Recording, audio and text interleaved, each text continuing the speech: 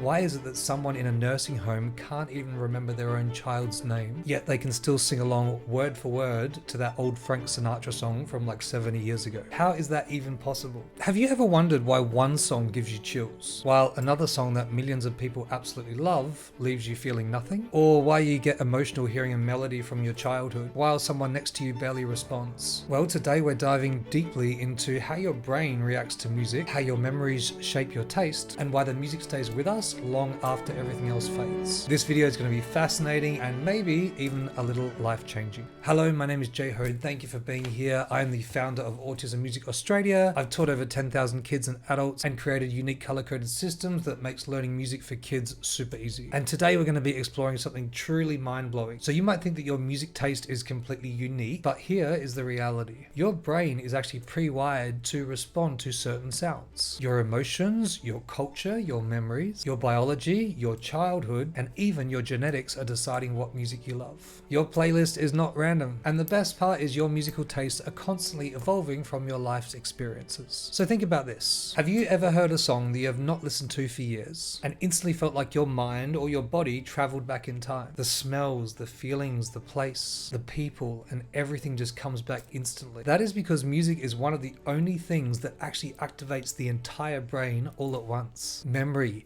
emotion, movement, attention, imagination, even the motor cortex, which controls your body, lights up. This is why you might hear a song and then feel your foot start tapping. Music bypasses the logical brain and goes straight to the emotional. Notice how I put my hand on my heart there, not up to my mind. This is exactly why children respond to music before they can even speak. And this is why people with dementia are able to reconnect through music, even when they can no longer connect through language. And it is partly why your musical preferences feel so intensely personal. So let's talk about something that everyone knows for a second. Why does your child love songs that you can't stand? Why does your partner sometimes blast music that you can't tolerate? And maybe sometimes your best friend's playlist even feels a bit like torture. This is not about good or bad taste, hate to break it to you, but it's actually about the way your brain is wired. Some brains prefer predictable rhythm, some prefer emotional melody, some prefer busy, complicated, complex, and some prefer soft and gentle, calming sound. This is often especially heightened with autistic kids. The auditory system can be hypersensitive or hyposensitive, meaning certain sounds can feel really overwhelming while others feel soothing or necessary. So there is no wrong taste in music, it's only different wiring. Now let's go deeper on the science, because this is where it gets really interesting. And also, if your kids are interested in learning music with me, please check out Autism Music Australia to see my programs and books with my unique color-coded systems. Or if you're a parent wanting to learn music, didgeridoo, guitar, sound healing, etc., please check out my books and programs at jhoard.org, including my latest book, The Sound Healing Bible, which is filled with my life's work as a sound healer and information that you simply won't find anywhere else. Alright, back to it. The auditory cortex is the brain's sound decoder. When music enters your ears, it's broken apart into tiny pieces. Your brain analyzes the pitch,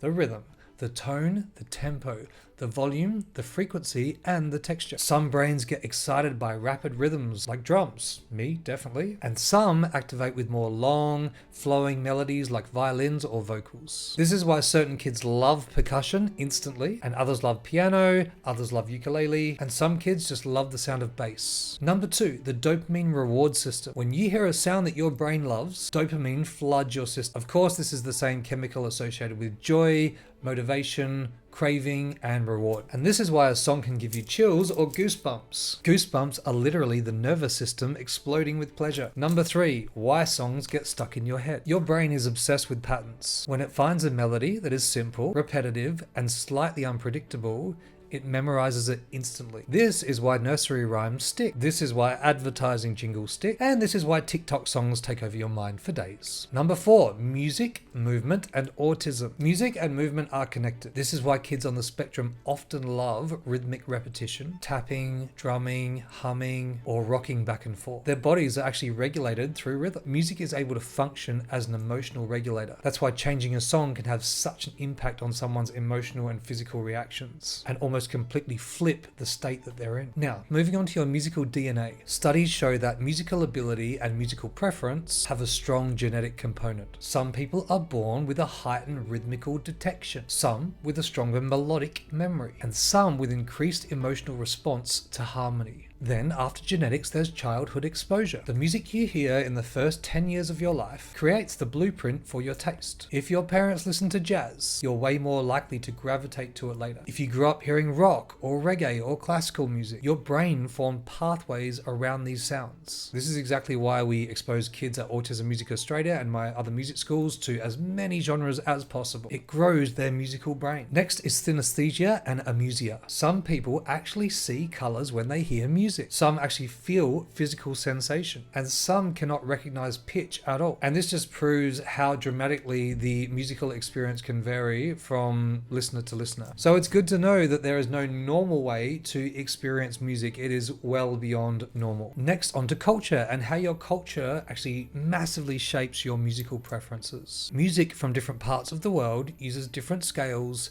different rhythms, and different structures. Your musical comfort zone is directly shaped by your cultural environment. If you grew up with Western pop, Indian ragas might feel quite foreign at first. If you grew up with Caribbean rhythms, slow ballads might feel a little flat. Now here's where it gets really powerful. Every important life moment gets tied to music somehow. Your first dance, your first breakup, your first road trip, your first concert, your first trauma, and your first victory. This is why songs can feel so sacred to so many. Songs are almost like emotional time capsules. So back to where we started, why do patients at nursing homes remember songs and song lyrics but often can't remember their own children's names? How does that even work? So people with dementia often can't remember their name, they can't remember faces, and often languages, especially languages other than their birth language. But they can almost always still remember the lyrics to their favourite songs. It's because, like we spoke about earlier, music is stored in many parts of the brain, as opposed to language, which is only stored in one region of the brain, as opposed to names, which is stored in another part of the brain. But music is everywhere. This is exactly why someone can forget their family's names, yet can still sing every lyric to that famous Frank Sinatra or Elvis Presley song, especially if that music was wired into their emotional memory in their younger years. And emotional memory is one of the last to decline. So music and connection to music is one of the last things to disappear after everything else fades. This is why music therapy is so massively powerful in age support, aged care, and also with autism support. It reaches deeper parts of the brain that words cannot. So now something I call the TikTok effect. Short form content is now shaping musical taste at lightning speed. Kids in 2025 do not grow up with albums anymore. They grow up with 15-second hooks. Their brains are being shaped by micro melodies. This is not bad, it's an evolution. So moving forward, how is this going to all look? We've got things like AI predicting preferences on what you should listen to. So these platforms are already using mood,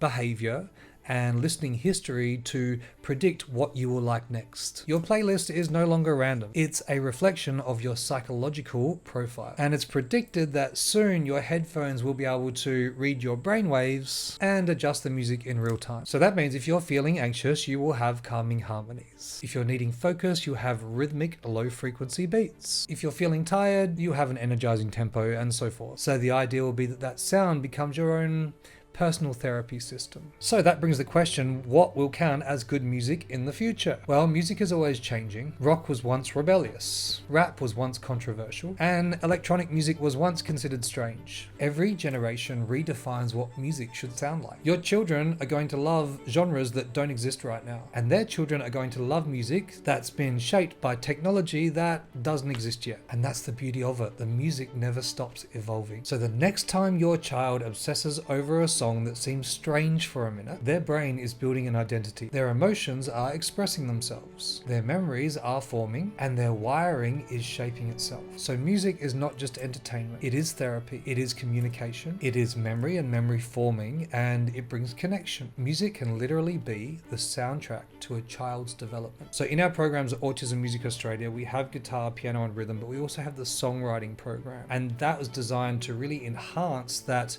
ability to be able to create with your own sounds and bring in all these nuances as we expose children to all of the music and all of the instrumental learning to help grow emotionally, socially, cognitively, and creatively, because music reaches the brain in ways nothing else can. If you found this fascinating, please make sure you like this video, subscribe to my channel, and share this with a parent or an educator who would love to understand the science of music and the brain. And until the next video, keep playing music, keep exploring, and keep creating the soundtrack of your life.